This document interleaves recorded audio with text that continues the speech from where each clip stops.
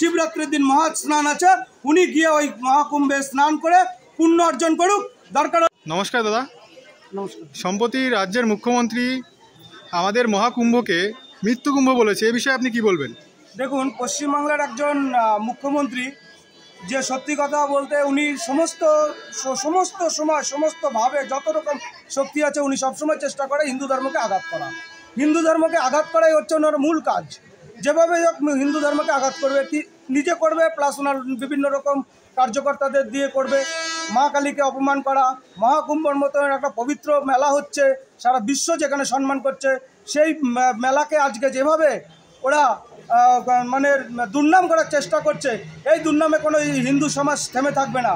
মৃত্যুকুম্ভ বলতে উনি কি বোঝাতে চাইছে? কুম্ভটাকে উনি যেভাবে নোংরা মুখ শুরু করেছে, আগামী দিনে পশ্চিমবাংলা না সারা ভারতবর্ষের হিন্দুরা এর উপযুক্ত জবাব দেবে। আর এই উপযুক্ত জবাব দেওয়ার জন্য হিন্দুরা একদম প্রস্তুত আছে।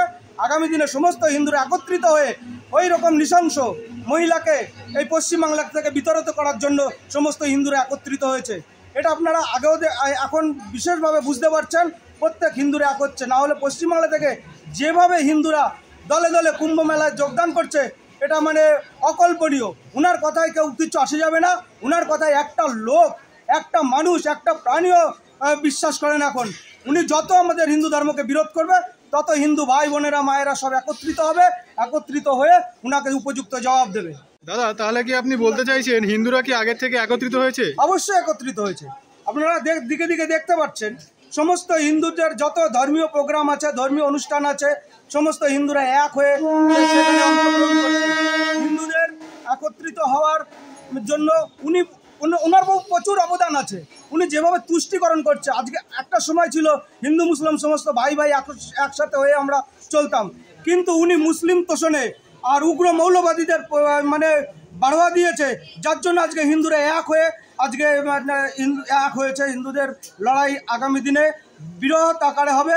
আজকে মমতা ব্যানার্জি যেইভাবে চলছে, ওনাকে এখনও সতর্ক হওয়া উচিত। আমি ওনাকে অনুরোধ করব, যে পাপ উনি করেছে, যে কথা উনি বলে পাপ করেছে, এখনও সময় আছে। দুদিন এখনও আমাদের শিবরাত্রির দিন মহা স্নান আছে, উনি গিয়ে ওই মহাকুম্ভে স্নান করে পুণ্য অর্জন করুক।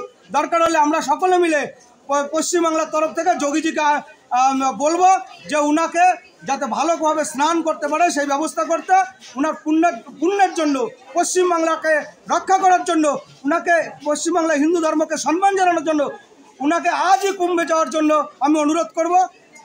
এইটা আমি অনুরোধ করব না, পশ্চিমবাংলার সমস্ত হিন্দুরা অনুরোধ করবে যে উনি গিয়ে ওনার পাপটা অন্তত ধুয়ে আসুক।